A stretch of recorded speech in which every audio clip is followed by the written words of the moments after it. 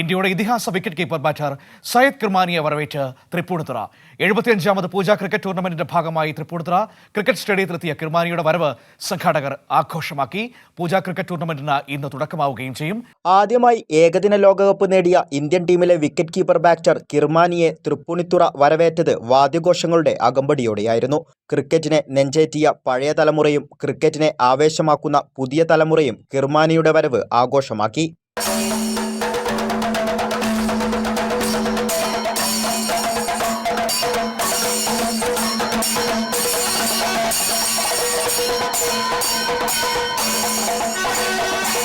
Cricket കളിച്ചിരുന്ന കാലത്ത് കിർമാനി പൂജ cricket ടൂർണമെന്റിന്റെ ഭാഗമായും ഗ്ലൗസ് അണിഞ്ഞിട്ടുണ്ട്.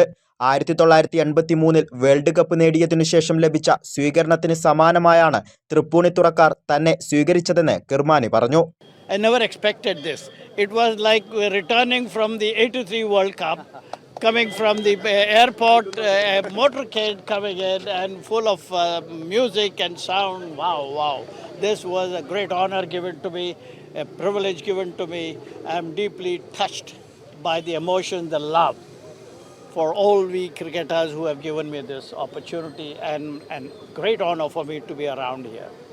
ഇന്ന് രാവിലെയോടെ ആരംഭിക്കുന്ന ടൂർണമെന്റിൽ തൃപ്പൂണിത്തുറ ക്രിക്കറ്റ് ക്ലബ് എ ടീമും എറണാകുളം ECC ഫൗണ്ടേഷനും തമ്മിൽ ഏറ്റുമുട്ടും. 26 ടീമുകൾ മത്സരിക്കുന്ന ടൂർണമെന്റിൽ സംസ്ഥാനത്തിനു പുറത്തുനിന്നുമുള്ള 8 ടീമുകളും പങ്കെടുക്കും. 75 വർഷത്തെ ചരിത്രത്തിൽ ആദ്യമായി ടൂർണമെന്റ് ഫ്ലഡ് ലൈറ്റ് പിങ്ക് ബോളിലായിരിക്കും കളിക്കുക. 2ാം റൗണ്ട് മുതൽ ലീഗ് മത്സരങ്ങളായാണ് ടൂർണമെന്റ് നടക്കുക. കൈരളി ന്യൂസ്, കൊച്ചി.